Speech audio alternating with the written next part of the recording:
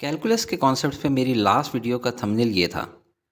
इसका लिंक मैंने डिस्क्रिप्शन में दे दिया है। इसमें कैलकुलस 1 जो कि डिफरेंशिएशन कहलाती है उसके कॉन्सेप्ट डिटेल से समझाए थे, और कैलकुलस 2 जो कि इंटीग्रेशन है उसका थोड़ा सा टच किया था, और इस वीडियो में अब मैं डिटेल से समझाऊंगा।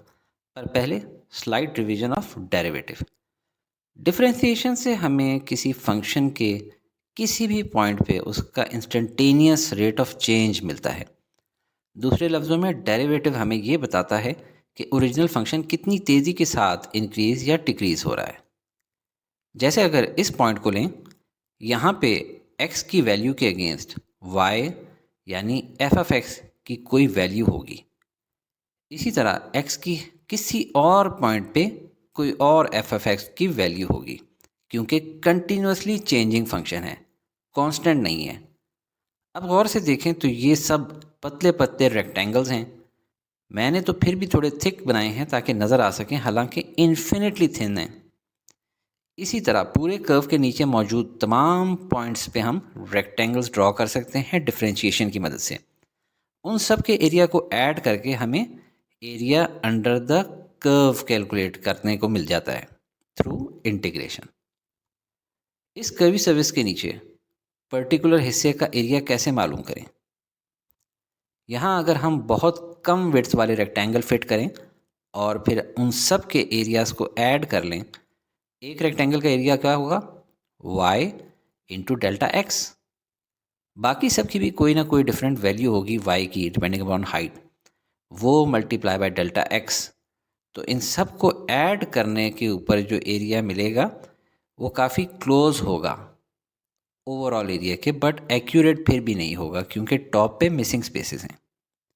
यहाँ डेल्टा एक्स से मुराद है कि अलॉन्ग एक्स एक्सिस थोड़ी सी चेंज इन विड्थ। अगर हम ये विड्थ यानी डेल्टा एक्स को रिड्यूस करें तो अब इन रेक्टेंगल्स के एरियाज़ को ऐड करने पे पहले से ज़्यादा एक्यूरेट आंसर आएगा। अगर मज़ीद कम करें डेल्टा एक्स यानी विड्थ ऑफ ईच रेक्टेंगल, तो अब मज़ीद इम्प्रूवमेंट आएगी। मज़ीद कम करने पे और ज़्यादा एक्यूरेसी मिलेगी। करते करते एक वक्त ऐसा आएगा कि बिल्कुल एक्यूरेट एरिया मिलेगा अंडर द कर्व, और उस वक्त डेल्टा एक्स ज़ीरो तो नहीं होगा मगर टेंड्स टू ज़ीरो होगा, और ऐसी सूरत में डेल्टा एक्स को हम डी एक्स कहते हैं। और area under the curve calculate होगा इन तमाम पतले रेक्टेंगल्स के एरिया को ऐड करके, यानी इंटीग्रेट करके। 1 से लेकर 4 तक जितने भी पतले रेक्टेंगल्स हैं उन सब के एरियाज़ को सम करेंगे। इंटीग्रल के साइन का मतलब ही ये है कि इंटीग्रेट कर दो, जोड़ दो, सम कर दो। इसीलिए इंटीग्रल को एंटी डेरिवेटिव भी कहते हैं कि ये डेरिवेटिव के उलट काम करता है, सब ब्रोकन रेक्टेंगल्स को यकजा कर देता है। एक एग्जांपल देखें। ये एक पॉलिनोमियल फंक्शन है। इसका एंटी डेरिवेटिव लेने के लिए इसको इंटीग्रल और डीएक्स के बीच में रख दिया जाएगा। इंटीग्रल साइन बेसिकली कहता है कि इस फंक्शन का इंटीग्रल लो, और डीएक्स कहता है विद रिस्पेक्ट टू एक्स। ये दोनों एज अ सेट मौजूद होने चाहिए हैं जब हमने एंटी डेरिवेटिव लेना हो। इंटीग्रल सिंबल से स्टार्ट होता और डीएक्स पे फिनिश होता है। जिस तरह डेरिवेटिव के केस में हम one term at a time लेते थे तो डेरिवेटिव लेने में आसानी होती थी, इसी तरह एंटी डेरिवेटिव लेने में भी एक एक करके करेंगे तो ज़्यादा अच्छा फोकस होता है। सिंप्लीफाई करने के लिए हम इनमें से हर टर्म को उसके अपने अपने सेपरेट इंटीग्रल में रख देते हैं। फर्दर सिंप्लीफाई करने के लिए हम कॉन्स्टेंट्स को बाहर निकाल लेंगे और साइंस को भी अकॉर्डिंगली एडजस्ट कर लेंगे। नेगेटिव और पॉजिटिव मल्टीप्लाई होकर नेगेटिव बन जाएंगे। अब हमने उसका ऑपोजिट करना है जो कि हमने डेरिवेटिव्स में किया था। थोड़ी देर के लिए एक्स क्यूब पे फोकस करें। डेरिवेटिव लेने के लिए हम एक्सपोनेंट 3 को नीचे उतार लेते थे और एक्सपोनेंट में से 1 माइनस कर देते थे, और हमारे पास रिजल्ट आ जाता था 3x स्क्वेयर। इंटीग्रल लेने के लिए इस प्रोसेस का उलट करना होता है। देखते हैं। एक्सपोनेंट में से 1 माइनस करने के बजाय हम 1 ऐड करेंगे, और फिर कोफिशिएंट जो कि यहाँ पे 1 है इसलिए नहीं लिखा गया, उसको एक्सपोनेंट से मल्टीप्लाई करने के बजाय अब हम क्या करेंगे, उसको एक्सपोनेंट से डिवाइड करेंगे। तो हमारे पास इंटीग्रल आ जाएगा 1/4 x raise to the power 4। क्या ये हमने सही निकाला है? ये हम चेक कर सकते हैं अपने आंसर का डेरिवेटिव लेकर, जिसमें एक्सपोनेंट कोफिशिएंट से मल्टीप्लाई हो जाएगा और एक्सपोनेंट में से 1 माइनस हो जाएगा। 4 से कैंसिल हो रहा, आंसर बच जाएगा x raise to the power 3 या x क्यूब। करेक्ट, यहीं से हम लोगों ने इंटीग्रेट किया था और दोबारा इंटीग्रल को डिफ्रेंशिएट किया, तो ये दोबारा से आंसर आ गया। हम यही काम अपनी बाकी तमाम टर्म्स के लिए भी कर सकते हैं। पहले कोफिशिएंट्स एज इट इज़ लिख लें, फिर एक्सपोनेंट्स में 1 ऐड करें, ये बन जाएंगे x raise to power 2 + 1, x raise to power 1 + 1, और लास्ट टर्म में x की वैल्यू क्या है, x रेज़ टू पावर 0 है, इसलिए ये बन जाएगी x रेज़ टू पावर 0 + 1। और अब न्यू एक्सपोनेंट से अपने रिस्पेक्टिव कोफिशिएंट्स को डिवाइड कर देंगे। लास्ट टर्म में नीचे 1 लिखने का फ़ायदा नहीं है, लिहाजा ना ही लिखें। देखें 3 से और 2 से कैंसिल हो रहा है, आंसर बच जाएगा 1/4 x raise to power 4 minus X cube minus X square plus 3x raise to power 1। और जाहिर है पावर 1 लिखी नहीं जाती, इसको ना ही लिखें, फाइनली करीब करके लिख लें। तो ये हमारे इंटीग्रल की आउटपुट है। अब हम कांस्टेंट के बारे में बात करते हैं। याद है जब हम किसी फंक्शन का डेरिवेटिव लेते थे तो कांस्टेंट डिसअपीयर हो जाता था, क्योंकि डेरिवेटिव ने रेट ऑफ चेंज बताना होता है। जबकि अगर कोई चीज़ है ही कांस्टेंट, जैसे कि y = 1, यानी वैल्यू कंटिन्यूसली 1 2 3 या सो ऑन कोई कांस्टेंट वैल्यू हो, तो इसका मतलब है कि रेट ऑफ चेंज नहीं है, उसका डेरिवेटिव 0 होता है। पर अगर हमने f' से स्टार्ट करना है और ओरिजिनल फंक्शन निकालना है, यानी एंटी डेरिवेटिव लेना है, तो हमें कैसे पता चलेगा कि +3 ओरिजिनल फंक्शन का हिस्सा था? कभी भी नहीं पता चलेगा, क्योंकि सिर्फ एक f(x) ही नहीं बल्कि एक कंप्लीट फैमिली ऑफ फंक्शंस है जिनका डेरिवेटिव लेने पे f' आ सकता है। यानी कांस्टेंट इनमें से या इनके अलावा कोई और वैल्यू भी हो सकती है, क्योंकि कांस्टेंट वैल्यू कोई भी हो उसका डेरिवेटिव लेंगे तो आंसर 0 आएगा। इसलिए हम एंटी डेरिवेटिव लेते वक्त एंड पे कांस्टेंट ऑफ इंटीग्रेशन c ज़रूर शामिल करेंगे। चलें अब हम अपने ओरिजिनल फंक्शन की तरफ चलते हैं। इसमें जो हमारा आंसर था उसके एंड पे हम constant of integration c add कर देंगे, तो ये अब हमारा कंप्लीट आंसर है। हमें एक फंक्शन दिया गया है और बताया जाता है कि ये डेरिवेटिव है f'(x). तो फिर f(x) क्या होगा? दूसरे लफ्ज़ों में वो कौन सा फंक्शन होगा जिसका डेरिवेटिव लेने पे f'(x) मिले? अगर f'(x) का डेरिवेटिव है तो f'(x) का एंटी डेरिवेटिव लेने पे f(x) मिलेगा, और इसी एंटी डेरिवेटिव को इंटीग्रल भी कहते हैं। तो डिफरेंशिएशन और इंटीग्रेशन एक दूसरे का ऑलमोस्ट एग्जैक्ट ऑपोजिट है। चलिए हम ऊपर गिवन फंक्शन का एंटी डेरिवेटिव लेते हैं। फर्स्ट टर्म में x के एक्सपोनेंट में 1 ऐड करें और न्यू एक्सपोनेंट से कोफिशिएंट को डिवाइड कर दें। सेकंड टर्म में भी x के एक्सपोनेंट में 1 ऐड करें और न्यू एक्सपोनेंट से कोफिशिएंट को डिवाइड कर दें। थर्ड टर्म में भी x के एक्सपोनेंट में 1 ऐड करें और न्यू एक्सपोनेंट से कोफिशिएंट को डिवाइड कर दें। फोर्थ टर्म में x लिखा हुआ नहीं, मतलब x की पावर 0 है, तो उसमें 1 ऐड करें और कोफिशिएंट को न्यू एक्सपोनेंट से डिवाइड कर दें, जो कि 1 है, इसलिए लिखना ज़रूरी नहीं। फाइनली एंटी डेरिवेटिव में इंटीग्रेशन कांस्टेंट c भी लिखना है, क्योंकि कांस्टेंट का डेरिवेटिव 0 था, इसीलिए लिखा नहीं जाता। अब सिंप्लीफाई कर लें, 8/4 से 2 आएगा और x की पावर होगी 4।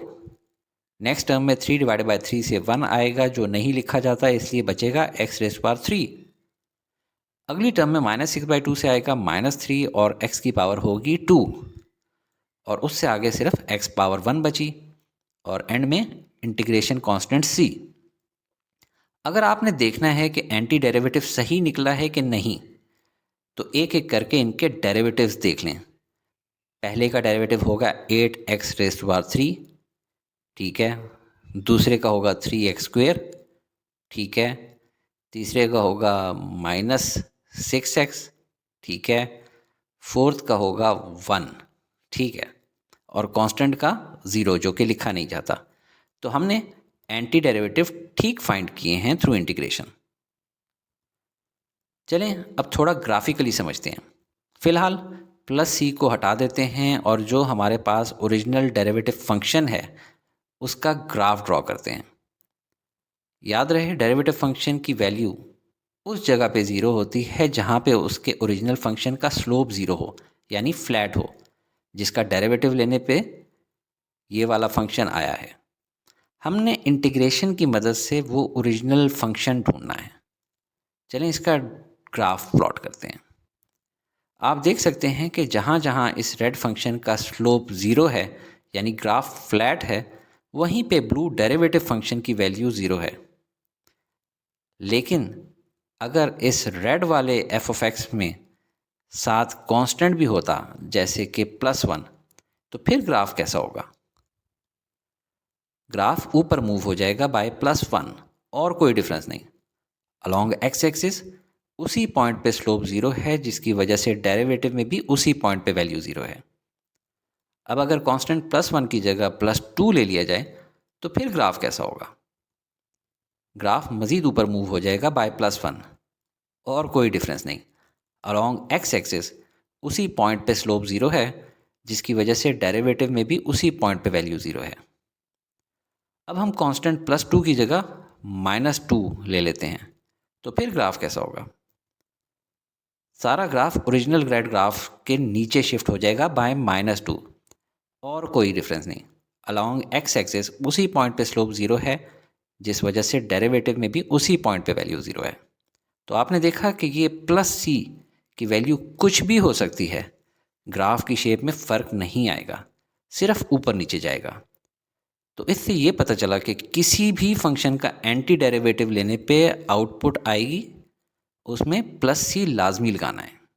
चलें अब most important concept area under the curve की तरफ चलते हैं, क्योंकि कुछ टीचर्स अब तक ये जुमला बार बार बोल के और कुछ उनमें से एक्सप्लेन ना कर पा के आपको बहुत डरा चुके होंगे। सबसे पहले आप x और y कोऑर्डिनेट्स ड्रॉ कर लें। x की वैल्यू चेंज होने पे y की वैल्यू चेंज होती है, इसीलिए हम कहते हैं कि y is a function of x। चलिए एक सिंपल फंक्शन देखते हैं।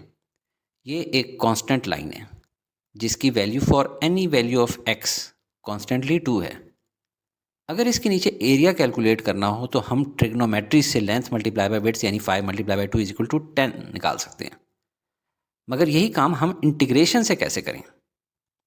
सबसे पहले तो ये याद रखें कि इंटेग्रल एंटी डेरिवेटिव को कहते हैं, यानी जिस फंक्शन का इंटेग्रल लेना है वो ऑलरेडी डेरिवेटिव फंक्शन है। अब आप इसका इंटेग्रल लें, यानी गिवन फंक्शन को इंटेग्रल और dx के बीच में रख लें। ये बहुत ही सिंपल है। इस केस में x की पावर 0 है और उसमें 1 ऐड कर दें और अब कोफिशिएंट को न्यू एक्सपोनेंट से डिवाइड कर दें, जो कि 1 है, लिहाजा लिखना ज़रूरी नहीं। तो हमारा आंसर आ गया है 2x। ये हमारा इंटेग्रल आ गया है। इसका ग्राफ ड्रॉ करें। For every change along x axis change in y axis is 2 times. अब यहाँ से आगे इंटीग्रेशन का मैजिक है। देखें area under the original curve ये है जो हमने ट्रिग्नोमेट्री से फाइंड किया था। अब हमने गिवन डेरिवेटिव फंक्शन का इंटेग्रल ले लिया है। इसमें अब हम वैल्यू 5 पुट करके देखते हैं कि क्या ये हमें ओरिजिनल फंक्शन के अंडर का एरिया बताता है कि नहीं। x की जगह 5 पुट करें तो आंसर आता है 10। एग्जैक्टली सेम एरिया आया है जो ट्रिग्नोमेट्री से आया था। पर कैसे? इंटेग्रल ने ऐसा क्या किया? तो देखें इस पॉइंट पे वैल्यू है 5,10, यानी इंटेग्रल ने इस पॉइंट 5 अलॉन्ग एक्स एक्सिस तक ओरिजिनल फंक्शन के अंदर मौजूद तमाम पतले पतले रेक्टेंगल्स का सम करके टोटल बता दिया है, उन सबको इंटीग्रेट किया है। थोड़ा सा पीछे चलते हैं। अगर इस पॉइंट 4,8 को देखें तो यहाँ तक एरिया बनता है 8।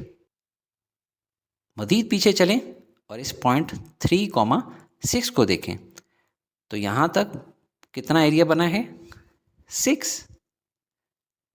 अब इस पॉइंट 2,4 को देखें तो यहाँ तक एरिया अंडर द फंक्शन है 4। ये था मैजिक ऑफ इंटीग्रेशन, जो कि हमें area under the curve of original function बता रहा है, ये नीचे वाले फंक्शन के। जूँ जूँ आगे जाते जाता है हमारा ये वाला फंक्शन, तो अकॉर्डिंगली इसका वाई एक्सिस या वाई कोऑर्डिनेट हमें बताता है area under the curve till that point. जैसे ये पॉइंट है 2, तो इस ग्राफ में पॉइंट 2 तक जितना भी एरिया है वो ये कैलकुलेट कर रहा है। ठीक है, 2 multiply by 2 is equal to 4। ये एग्जाम्पल थी इनडेफिनेट इंटीग्रल की। अब डेफिनेट इंटीग्रल भी इसी एग्जाम्पल में समझते हैं ताकि कॉन्सेप्ट पक्का हो जाए। और डेफिनेट इंटीग्रल हम लेते हैं 3 से 4 के बीच इन डॉटेड बाउंड्रीज में area under the given function कितना है। देखें, इस एरिया की विड्थ है 4 माइनस 3 इज इक्वल टू 1, जबकि हाइट इसकी कंटिन्यूसली 2 ही है, तो इसका एरिया बना 1 multiply by 2 is equal to 2। और इसको इंटीग्रल की मदद से कैसे कैलकुलेट करेंगे? 4 तक कितने स्मॉल रेक्टेंगल्स के एरियाज का सम है? वो है 2 height multiply by 4 width.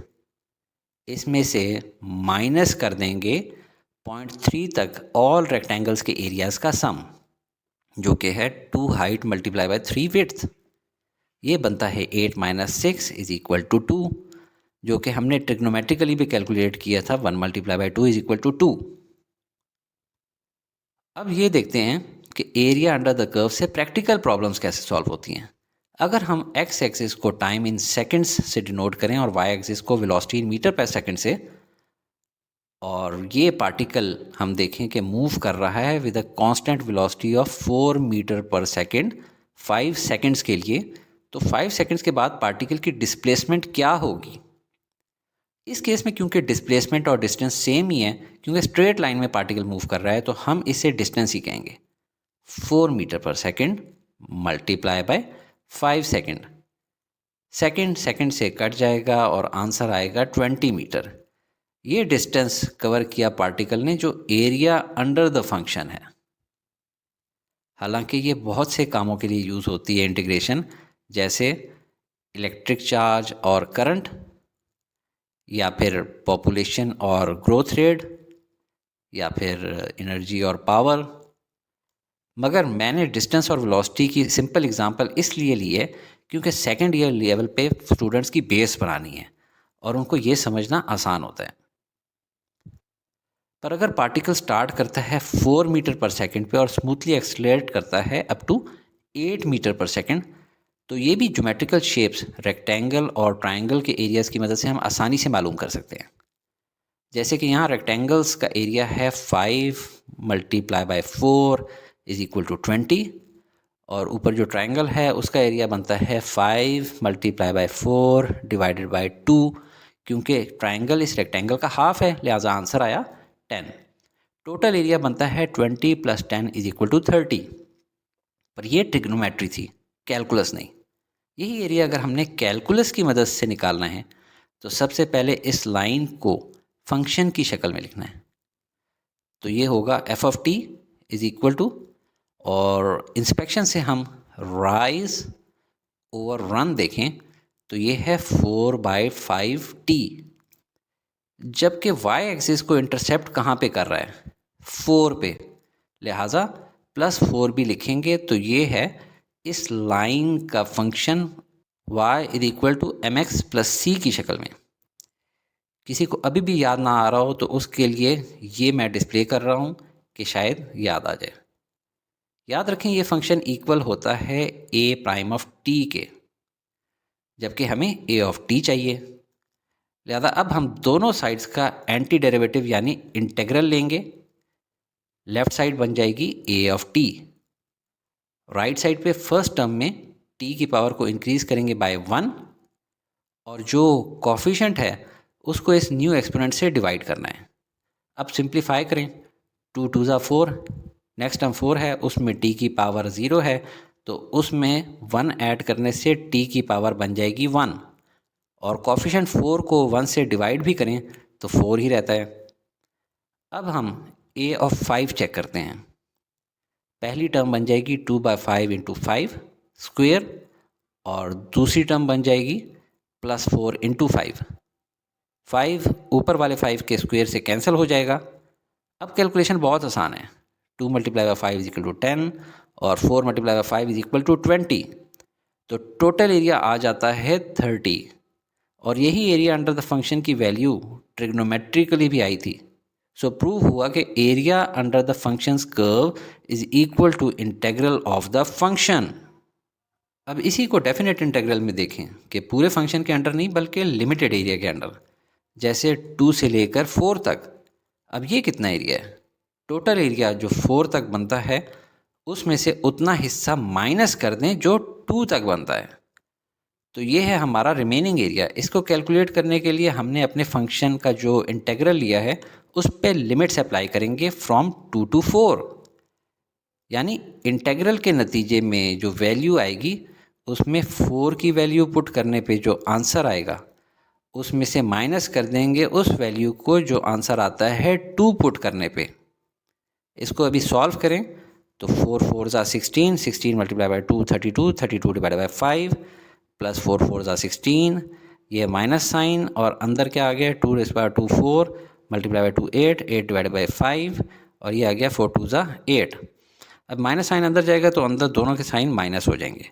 32 divide by 5 minus 8 divide by 5 से वैल्यू आ जाती है 26 डिवाइड बाई 5 और 16 माइनस 8 से हमारे पास आ जाता है 8। 26 डिवाइड बाई 5 से वैल्यू क्या आएगी 5.2 और ये प्लस 8 एज इट इज़, इन दोनों को ऐड करेंगे तो वैल्यू आ जाती है 13.2। तो ये है area between 2 and 4। Total area under the function था 30। तो ये देखने में करेक्ट लग रहा है अप्रोक्सीमेशन के हिसाब से भी। मगर अब देखते हैं वेलोसिटी वर्सेस टाइम, एक कर्वी लाइन। अब हमारे पास एक चैलेंज है। हमारे पास फंक्शन एफ ऑफ टी है जो कि हमें पार्टिकल की वेलोसिटी बता रहा है किसी भी टाइम के ऊपर, और कोई और फंक्शन भी होना चाहिए।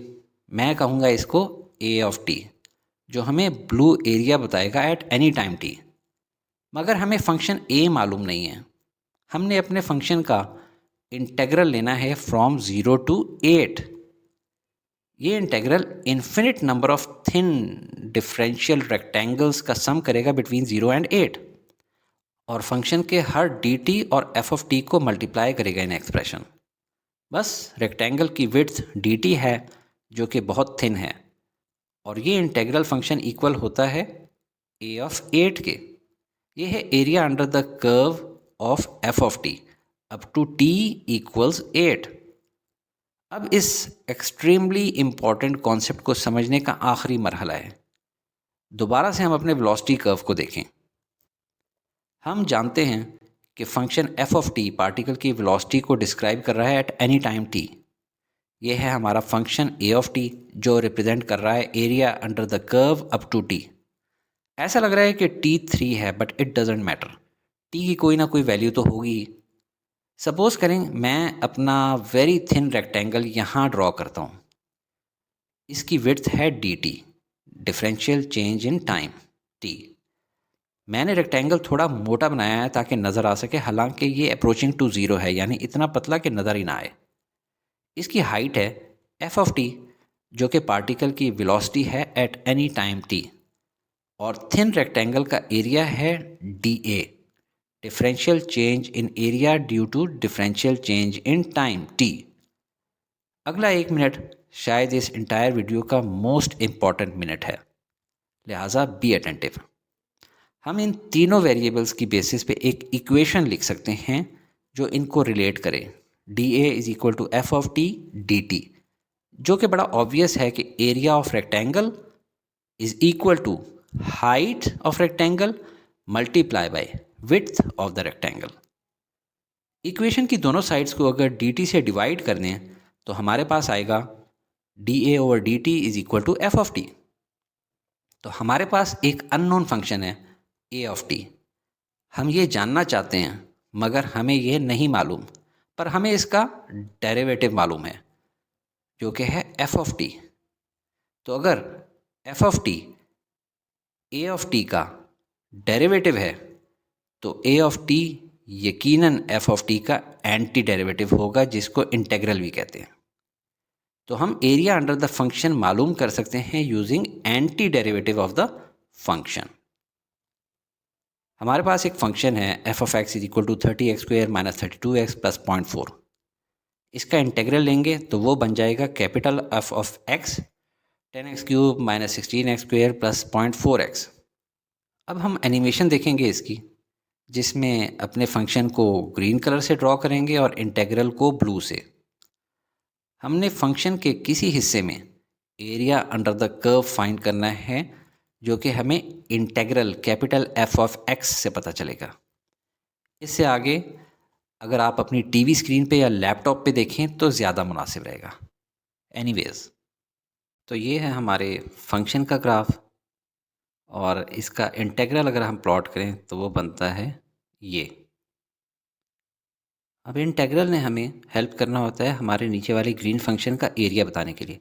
ज़्यादा हम लोग इंटेग्रल का स्टार्ट पॉइंट ले लेते हैं और इंटेग्रल का एंड पॉइंट ले लेते हैं।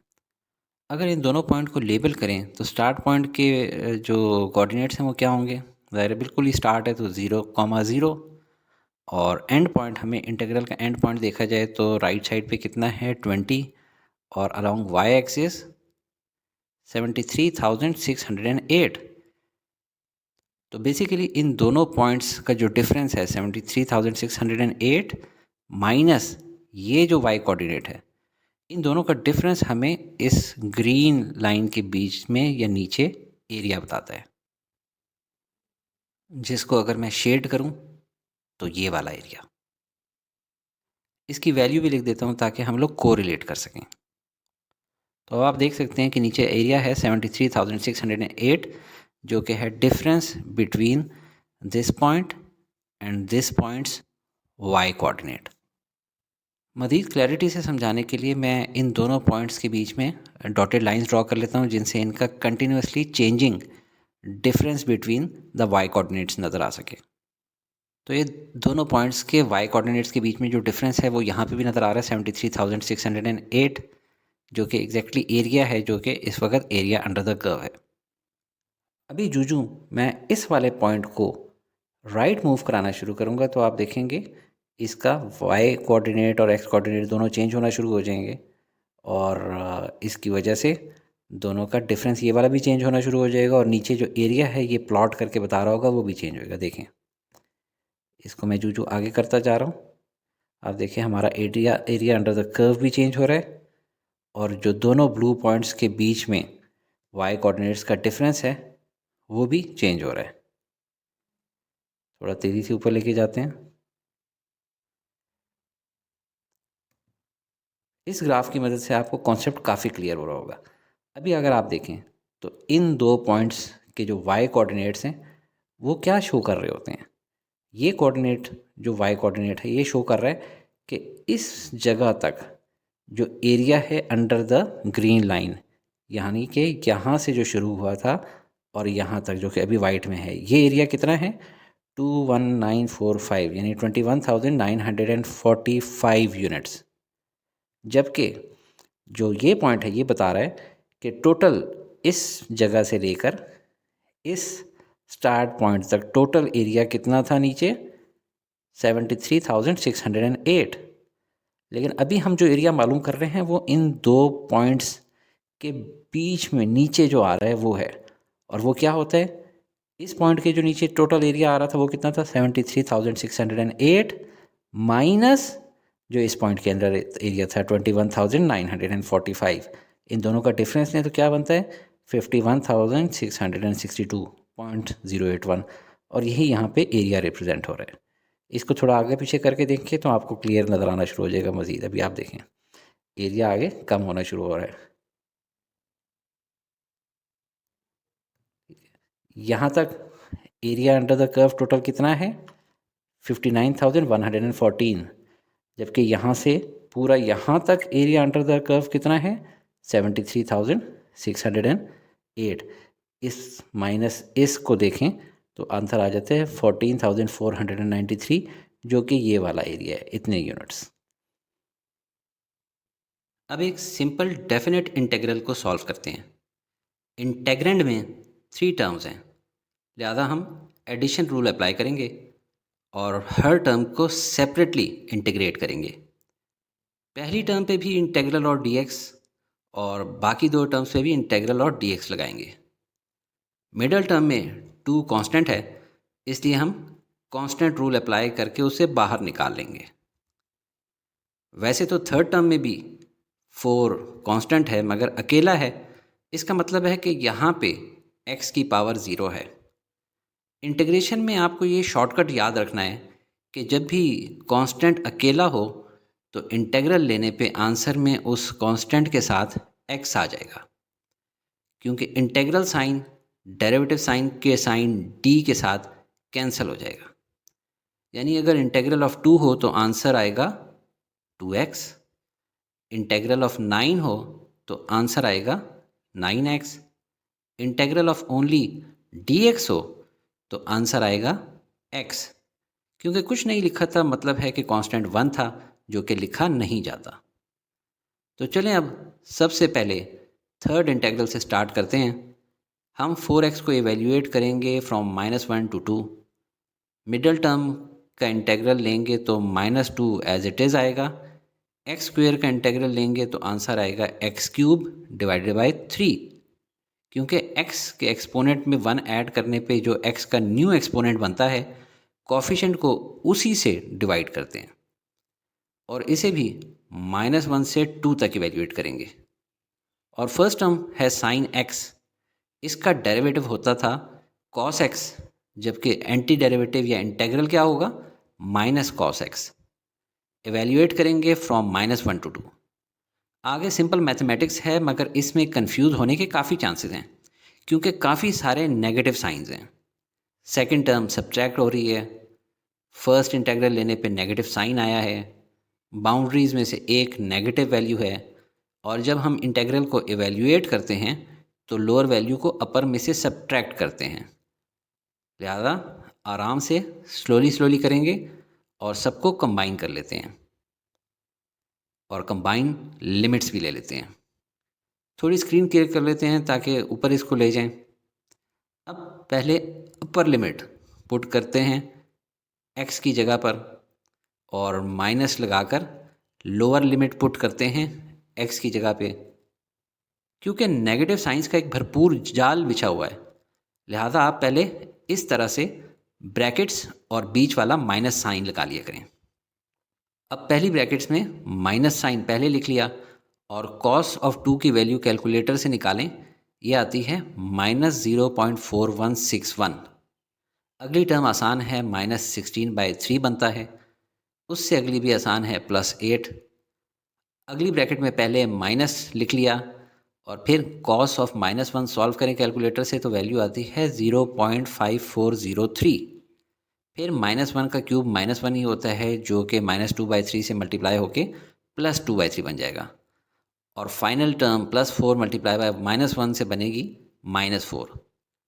अब माइनस और माइनस 0.4161 बन जाएगा +0.4161।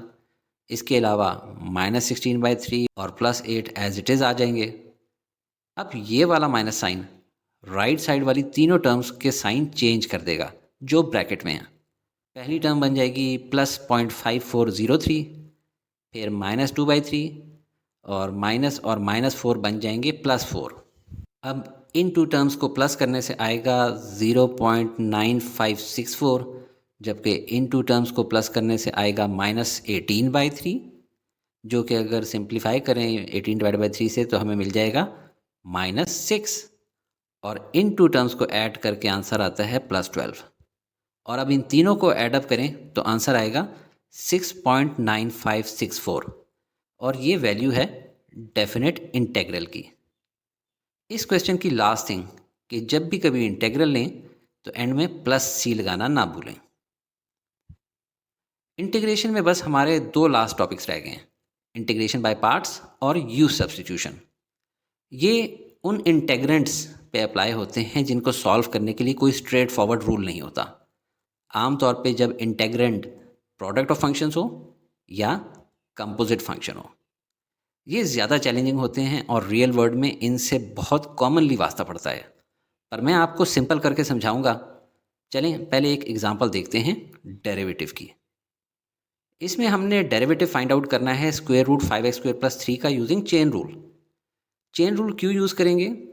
क्योंकि हमारे पास कंपोजिट फंक्शन है। एक फंक्शन है 5x² + 3 जो कि एक दूसरे फंक्शन के अंदर एम्बेडेड है स्क्वायर रूट के। स्क्वायर रूट को हम रेज टू द पावर 1/2 लिख सकते हैं। और एज अ रिमाइंडर ये मैं नीचे चेन रूल लिख देता हूँ, जिसे हम ऐसे भी लिखते रहे हैं। इनर फंक्शन g(x) पॉलिनोमियल है, outer function f(x) square root है। हम स्टार्ट करते हैं डेरिवेटिव ऑफ स्क्वायर रूट से, जिससे हमें मिलता है 1/2 5x² + 3 raise to the power -1/2। ये पावर रूल ऑफ डेरिवेटिव है।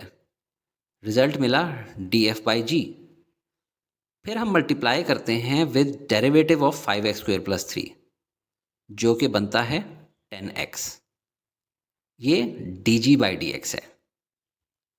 सिंप्लीफाई करें, 2 5 ज़ा 10, तो हमारे पास वैल्यू बन जाती है 5x multiply by 5x² + 3 whole raise to power -1/2, जिसको हम 5x over under the root 5x² + 3 भी लिख सकते हैं। तो ये बेसिकली हमारा डेरिवेटिव आ गया है। अगर हमने इसका उलट करना हो, यानी इंटेग्रल लेना हो, तो अब तक तो हमने ऐसा कुछ भी नहीं पढ़ा जो इस इंटेग्रल को सॉल्व करने के करीब से भी गुजरा हो। हमें मालूम है कि आंसर क्या होना चाहिए, ये फंक्शन जिससे हमने स्टार्ट लिया था और +c। याद रखें, डिफरेंशिएशन हमेशा आसान होती है, जबकि इंटीग्रेशन बाज़ औक़ात थोड़ी सी डिफ़िकल्ट होती है। चलें, मैं आपको एक मेथड दिखाता हूँ जिससे डिफ़िकल्ट इंटेग्रल्स को सॉल्व किया जा सकता है, और ये मेथड है यू सब्स्टिट्यूशन। ये एक अच्छी टेक्निक है अगर इंटेग्रेंड दो फंक्शंस का प्रोडक्ट हो। हम इंटेग्रेंड में कोई एक एक्सप्रेशन चूज़ करेंगे और उसको रिप्लेस कर देंगे यू से। यहाँ पे 2 एक्सप्रेशंस हैं जिनमें से चूज़ किया जा सकता है 5x या 5x² + 3 में से। मैं थोड़ी देर में आपको स्ट्रेटजी भी समझाऊंगा कि कैसे चूज़ करना है यू को। फ़िलहाल मैं आपको टेक्निक के मैकेनिक्स समझाता हूँ, और इसके लिए मैं 5x² + 3 को यू लूँगा। अब हमारा इमीडिएट काम है कि कंप्लीट इंटेग्रेंड को यू की शक्ल में लिख लें, ताकि इंटेग्रल में किसी किस्म का कोई x बाकी ना रहे। ये कैसे होगा? ऐसे कि हम दोनों साइड्स का डेरिवेटिव ले लेते हैं with respect to x। Left side बनेगी d/dx ऑफ u और राइट साइड बनेगी d/dx ऑफ 5x² + 3। इस तरह लेफ्ट साइड बन जाएगी du/dx, और राइट साइड का डेरिवेटिव लेने पे 5x² से बन जाएगा 10x, और 3 का डेरिवेटिव लेने पे बनेगा 0 जो लिखा नहीं जाता।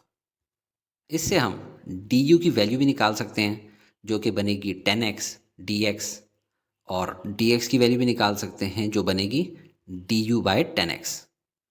और यही हमें रिक्वायर्ड है क्योंकि हमने x के अलावा dx वाली टर्म्स से भी जान छुड़ानी है। अब हम इसको अपने इंटेग्रल में फिट इन करते हैं। हमारे पास अभी भी 5x है क्योंकि इसका हमने अब तक कुछ नहीं किया।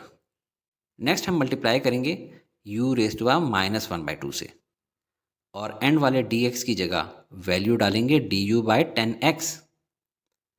हमारे पास ऊपर 5x और नीचे 10x है, जो कि सिंप्लीफाई होकर बन जाएंगे 1/2, जो कि कांस्टेंट है, इसलिए हम इंटेग्रल से बाहर ले लेंगे और हमारे पास बचेगा 1/2 इंटेग्रल u⁻⁻1/2 du।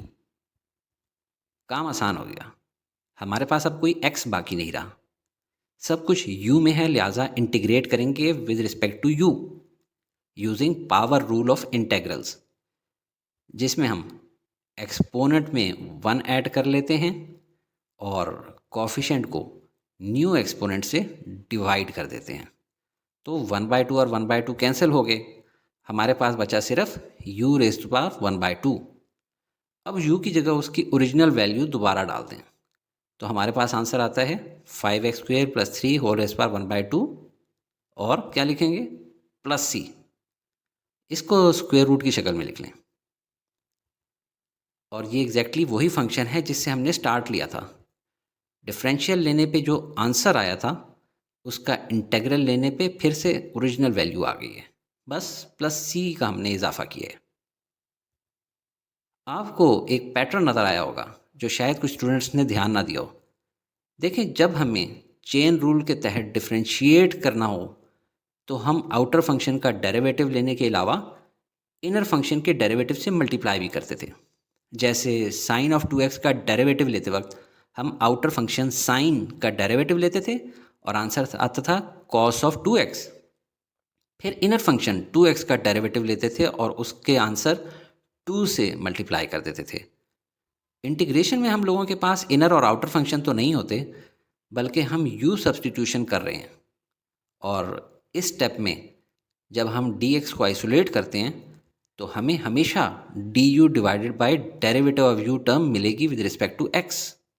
जैसे यहाँ 5x² + 3 का डेरिवेटिव है 10x। तो याद रहे, डिफरेंशिएशन विद चेन रूल और इंटीग्रेशन विद यू सब्सटीट्यूशन दोनों ऑपोजिट ऑपरेशंस हैं। एक में हम मल्टीप्लाई करते हैं विद डेरिवेटिव और दूसरे में डिवाइड करते हैं by derivative of U substitution. तो जब आपने यू सब्सटीट्यूशन करनी है तो ये सोच के सिलेक्शन ऑफ यू करनी है कि उसका डेरिवेटिव लेने पे जो वैल्यू आएगी उससे डिवाइड करने पे प्रॉब्लम सिंप्लीफाई होनी चाहिए। चलें प्रैक्टिस के लिए एक और एग्जांपल सॉल्व करता हूँ। फंक्शन है 4x into E raise to the power x²। Interesting, exponent का भी एक्सपोनेंट है। ये मैं आपको स्टेप वाइज कराता हूँ ताकि आपको प्रैक्टिकली स्टेप्स याद भी रहें। स्टेप 1 में हमने चूज़ करना है u। काफ़ी चॉइसेस हैं, 4x है या e to the power x² है या सिर्फ x² है। याद रखें, जो चॉइस करें बाद में उसके डेरिवेटिव से डिवाइड भी करना होता है। ये जहन में रखते हुए u चूज़ करें कि जब मैंने उसका डेरिवेटिव से डिवाइड करना होगा तो क्या मेरी जान एक्सिस से छूट जाएगी। 4 या 4x को चूज़ करने से काम नहीं बनेगा। e to the power x² ये एक कंपोजिट फंक्शन है जो कि बहुत लंबा हो सकता है। इम्पॉसिबल नहीं, पर लंबा हो जाएगा। x² बेहतर लग रहा है क्योंकि उसका डेरिवेटिव होगा 2x और उससे जब डिवाइड करेंगे तो वो 4x को कैंसिल आउट करेगा। तो हम स्टार्ट करते हैं u = x² लेकर। स्टेप 2 में हमने u को डिफ्रेंशिएट करना होता है, जिससे हमें मिलेगा du = 2x dx। ये स्टेप हम इसलिए करते हैं ताकि dx को आइसोलेट कर सकें, जो कि हमें स्टेप 3 में ज़रूरत पड़ेगा। dx = du/2x। इसलिए हम हमेशा अपने इंटेग्रेंड को अपनी चॉइस ऑफ u के डेरिवेटिव से डिवाइड करते हैं। स्टेप 3 में दोबारा से इंटेग्रल को लिखना है मगर x को रिमूव करके। तो ये आएगा 4x e to the power u, क्योंकि हमने u को x² की जगह सब्सटीट्यूट किया था। और dx को हम रिप्लेस करेंगे du/2x से। अब 4x/2x से हमारे पास आ जाएगा 2, इसलिए हमारा इंटेग्रल बनेगा 2e to the power u du। तो अब कोई x नहीं बचा इसमें और बहुत सिंपल इंटेग्रल बन गया है as compared to the horrible looking question. अब हम कांस्टेंट 2 को इंटेग्रल से बाहर निकाल लेते हैं। स्टेप 4 है to integrate with respect to u, और दुनिया का सबसे आसान इंटेग्रल है e⁻u, जिसका आंसर e⁻u ही आता है। जैसे डेरिवेटिव लें e⁻u का विद रिस्पेक्ट टू u तो आंसर e⁻u ही आता है।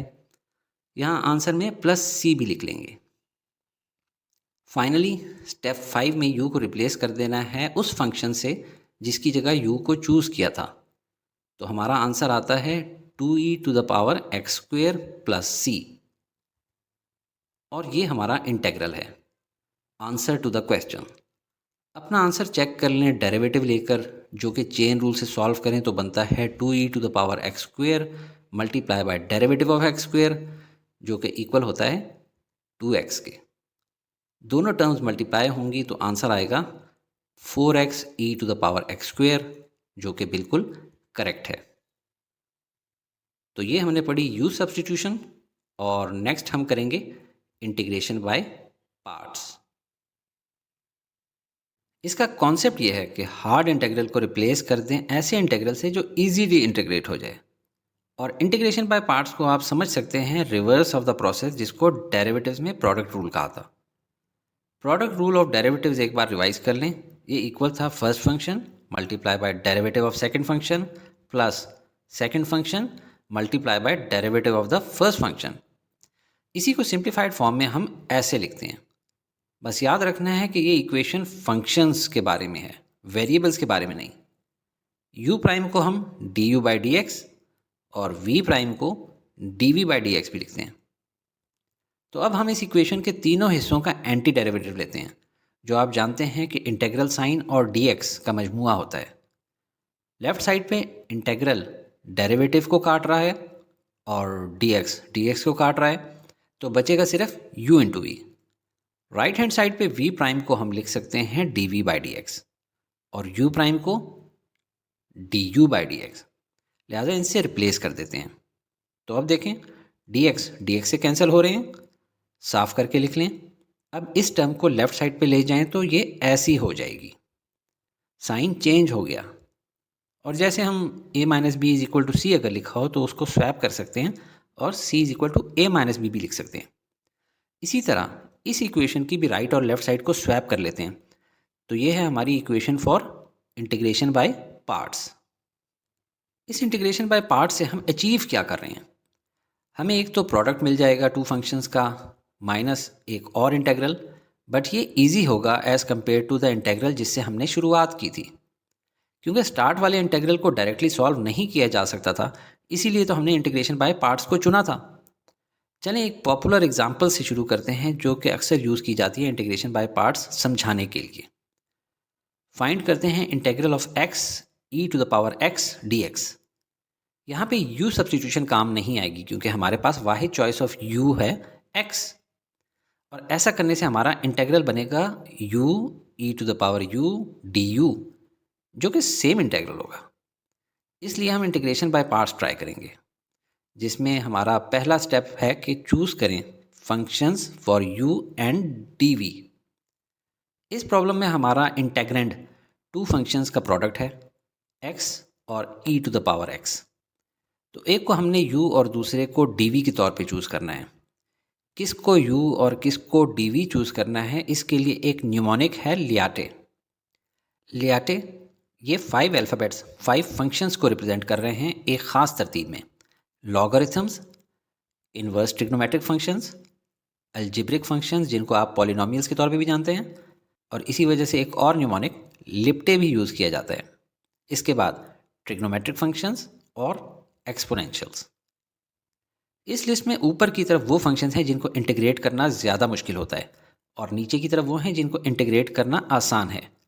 ये बहुत यूज़फुल है क्योंकि जब आप इंटीग्रेशन बाय पार्ट्स इक्वेशन को देखें तो जिस फंक्शन को हमने dv चूज़ करना है उसको इंटीग्रेट करना है ताकि हमें v मिल जाए, क्योंकि right hand side of equation पे v यूज़ हो रहा है, बल्कि एक नहीं 2 बार यूज़ हो रहा है।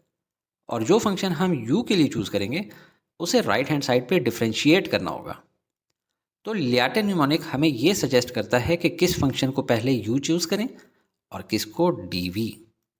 जो फंक्शन लिस्ट में लोवेस्ट हो उसको dv चूज़ करें क्योंकि उसको इंटीग्रेट करना आसान है, और हमारे इंटीग्रेशन बाय पार्ट्स इक्वेशंस का मकसद ही यही है कि मुश्किल इंटीग्रल की जगह आसान इंटीग्रल हासिल हो जाए। तो अब सवाल की तरफ चलते हैं और लियाटे यूज़ करते हुए ऐसा dv चूज़ करेंगे जिसे इंटीग्रेट करना आसान हो।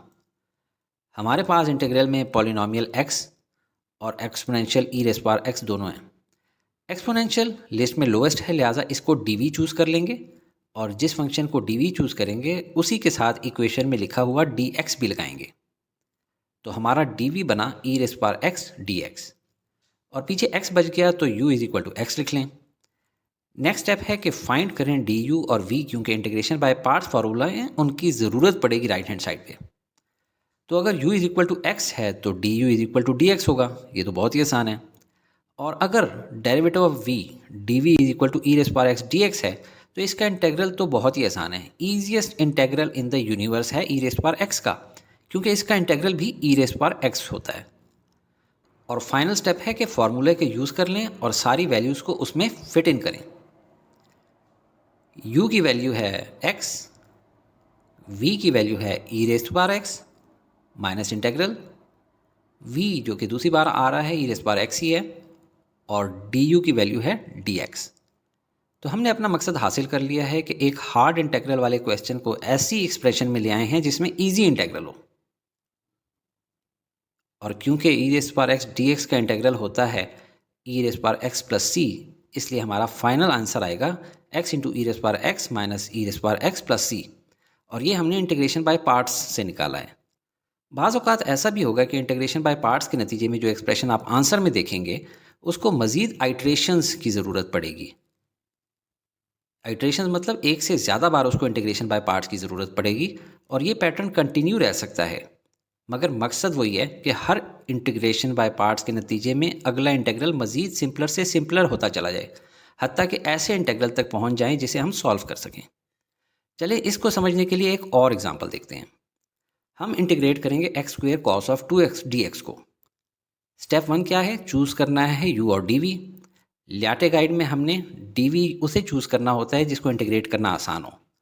यहाँ दोनों को इंटीग्रेट करना आसान है, मगर लियाटे में ट्रिक फंक्शंस पॉलिनोमियल से नीचे हैं, लिहाजा कॉस ऑफ 2x को हम dv चूज़ करते हैं और जिस फंक्शन को dv चूज़ करेंगे उसी के साथ dx भी लगता है।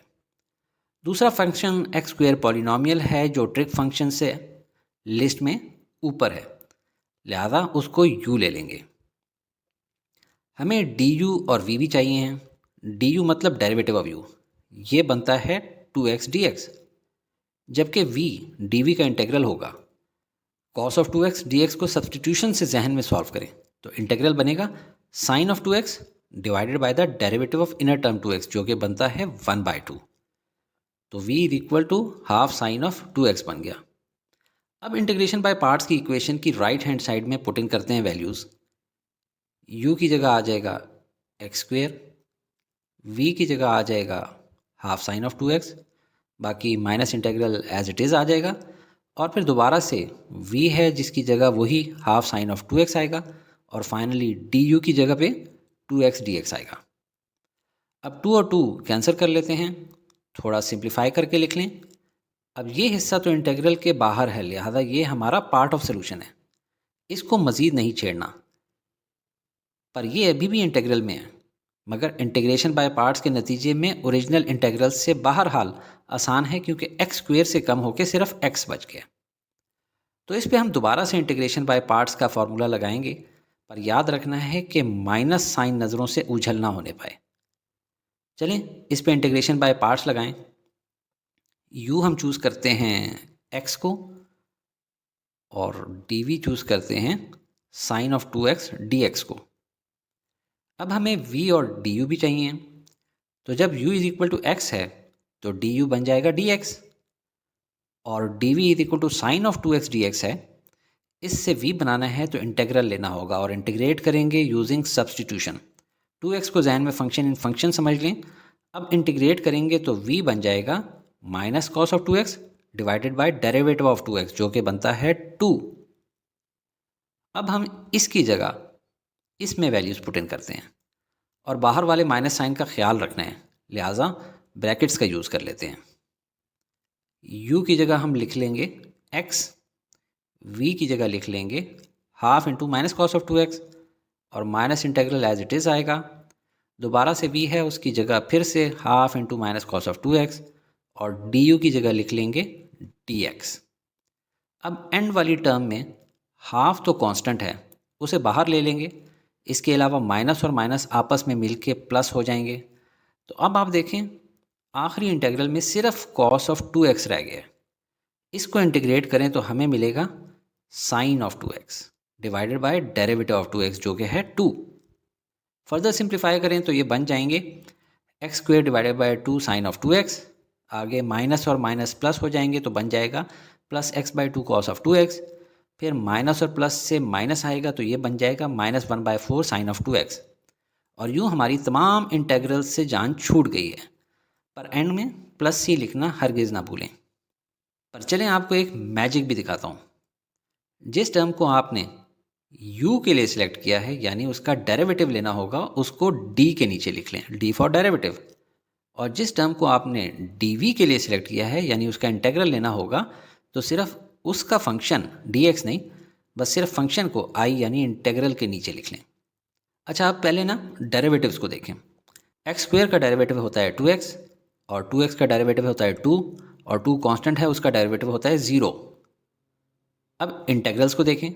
कॉस ऑफ 2x का इंटीग्रल होता है sine of 2x divided by the derivative of 2x, जो कि है 2। अब साइन ऑफ 2x का डेरिवेटिव होगा minus cos of 2x divided by derivative of 2x जो कि है 2, पर ऊपर वाले 1/2 से मल्टीप्लाई होगा तो बन जाएगा 1/4। और अब कॉस ऑफ 2x का डेरिवेटिव है sine of 2x divided by 2 जो ऊपर वाले 1/4 से मल्टीप्लाई होकर बन जाएगा 1/8। अब पहली रो के लेफ्ट पे प्लस, दूसरी के लेफ्ट पे माइनस, थर्ड के लेफ्ट पे प्लस और फोर्थ के लेफ्ट पे माइनस लिख लें, और इसी तरह नीचे जा सकते हैं अगर ज़्यादा लंबी चेन हो। अब प्लस एक्स स्क्वेयर को 1/2 साइन 2x से मल्टीप्लाई कर दें तो आंसर आएगा x²/2 साइन ऑफ 2x। फिर आप माइनस 2x को मल्टीप्लाई कर दें -1/4 कॉस ऑफ 2x से डायगनली, तो आंसर आ जाएगा plus x/2 cos of 2x, क्योंकि माइनस और माइनस मल्टीप्लाई होके प्लस बन गया और ऊपर के 2 ने नीचे वाले 4 को कैंसिल आउट किया। फाइनली प्लस 2 को डायगनली मल्टीप्लाई कर दें -1/8 साइन ऑफ 2x से, तो आंसर आता है -1/4 साइन ऑफ 2x। और प्लस सी तो इंटीग्रेशन के एंड पे लगाना ही है। उम्मीद करता हूँ कि ये मैजिकल ट्रिक आप सबको बहुत पसंद आई होगी, और ये ट्रिक आपको ई कैट और NET वगैरह के एग्जाम्स में भी बहुत काम आ सकती है।